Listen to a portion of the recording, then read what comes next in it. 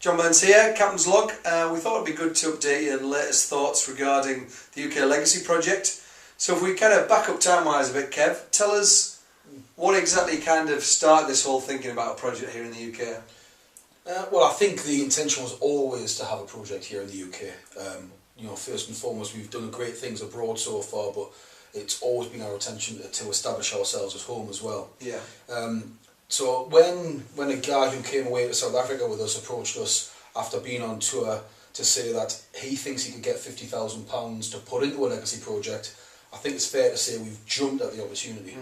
Yeah, we always had that idea that if we took people away, they'd get half back home. So how do those pieces come together? Who have we been talking to back here? Okay, well, a big character on tour last year was a guy called Peter Butler.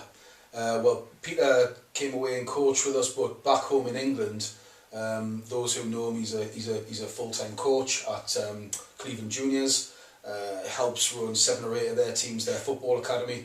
But they are actually operating in very kind of tough circumstances. They've got condemned changing rooms. They don't have their own facilities. They are a lot of times they're actually sharing with adult teams, which isn't an ideal situation.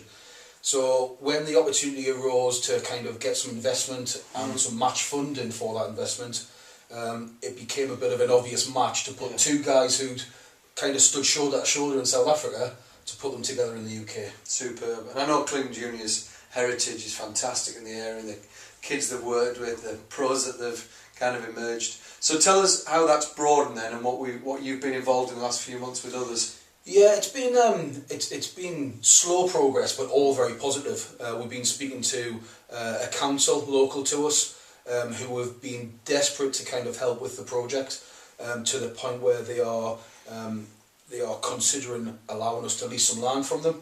And wider than that, there's a kind of FA involvement where they want to support the actual project. So I think all in all there are 7 or 8 key stakeholders to this project, and hundreds of people who would have invested interest, from parents to kids to ourselves at Lionsraw to that kind of central community around the club. And 1st of June becomes a key day. Why is that? Yeah, well, that sees the official launch of the project.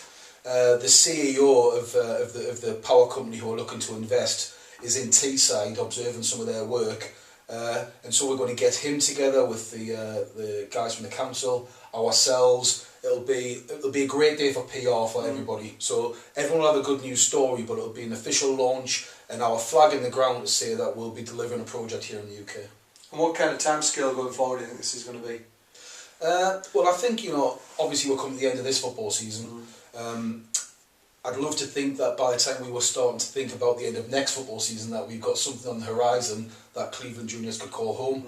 I know that's 12 months away, but a lot can happen in 12 months, and with many hands and kind of lots of people giving their time, I really think that this could be a 12 or 18 month kind of vision to delivery.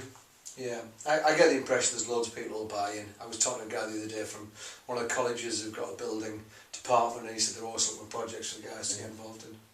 Good. So we'll keep coming back to you, get more information, and people can watch this space on the news as usual, I guess.